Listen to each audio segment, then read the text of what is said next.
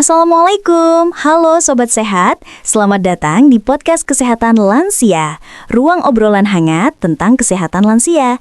Karena menua itu pasti, tapi sakit itu bisa kita cegah. Saya, Dr. Sarah, akan menemani kalian untuk ngobrolin satu topik yang rame banget di YouTube akhir-akhir ini. Kamu pernah lihat video yang bilang, lansia jangan makan telur bareng 3 makanan ini, bisa fatal. Nah, hari ini kita bongkar bareng, beneran gak sih itu? Ternyata kombinasi makanan yang salah bisa bikin obat nggak bekerja, tekanan darah naik, bahkan memicu kolesterol tinggi pada lansia. Tapi tenang, semua bisa dicegah kalau kita tahu caranya. Sebelum mulai, jangan lupa follow dan nyalain lonceng notifikasi biar kamu nggak ketinggalan episode baru setiap minggu. Yuk, kita mulai obrolan santai tapi penuh gizi hari ini. Hari ini saya ditemani oleh narasumber yang luar biasa, yaitu Dr. Andi Pratama, spesialis gizi klinik dari RSUP Dr. Sarjito, Yogyakarta. Halo Dok Andi. Halo Dr. Sarah, halo juga Sobat Sehat semua. Seneng banget bisa ngobrol bareng tentang topik yang banyak banget disalahpahami, makanan berbahaya buat lansia. Yes, dan kita bakal lurusin mitos soal telur dan kombinasi makanan yang katanya nggak boleh bareng. Kita mulai dari dasar dulu ya dok. Banyak yang bilang telur itu tinggi kolesterol. Tapi di sisi lain, dokter juga sering bilang telur itu sumber protein bagus buat lansia. Jadi, mana yang benar?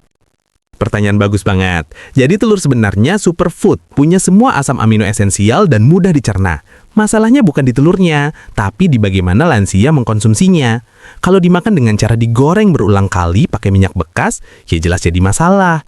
Tapi kalau direbus atau dikukus malah bagus banget untuk otot dan daya tahan tubuh. Berarti kuncinya bukan di telurnya ya, tapi di teman makannya dan cara pengolahannya ya dok? Betul sekali.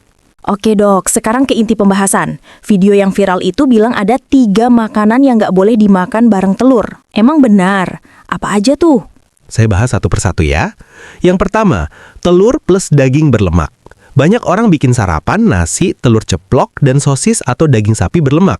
Kombinasi ini tinggi kolesterol dan lemak jenuh, bisa bikin pembuluh darah kaku.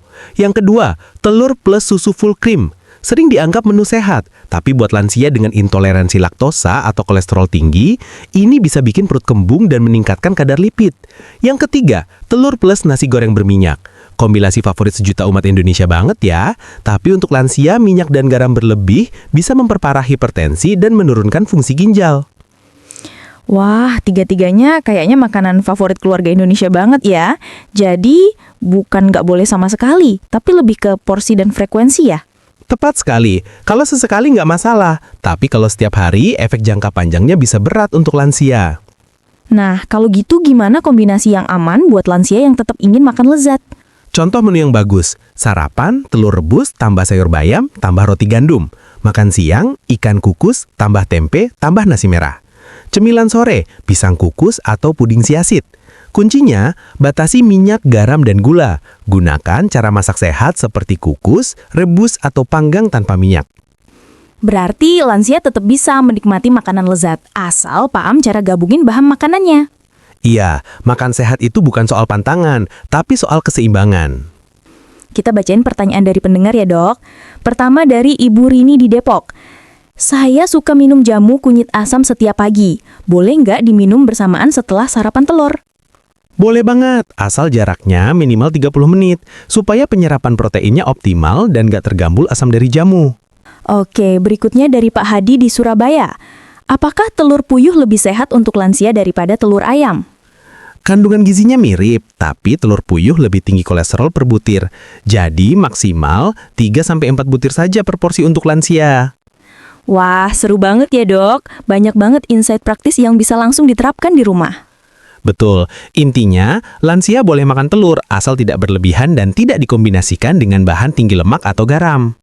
Setuju. Nah, Sobat Sehat, kalau kamu pengen hidup sehat tanpa pantang makanan kesukaan, mulai dari sekarang yuk, perhatikan kombinasi dan cara masaknya. Kalau kamu suka episode ini, jangan lupa subscribe, bagikan ke keluarga, dan kalau kamu punya pertanyaan seputar gizi lansia, komen aja siapa tahu dibahas di episode berikutnya. Saya, Dr. Sarah bersama Dr. Andi, pamit undur diri. Sampai jumpa di episode berikutnya, dan ingat, menua itu indah kalau kita tetap sehat. Wassalamualaikum warahmatullahi wabarakatuh.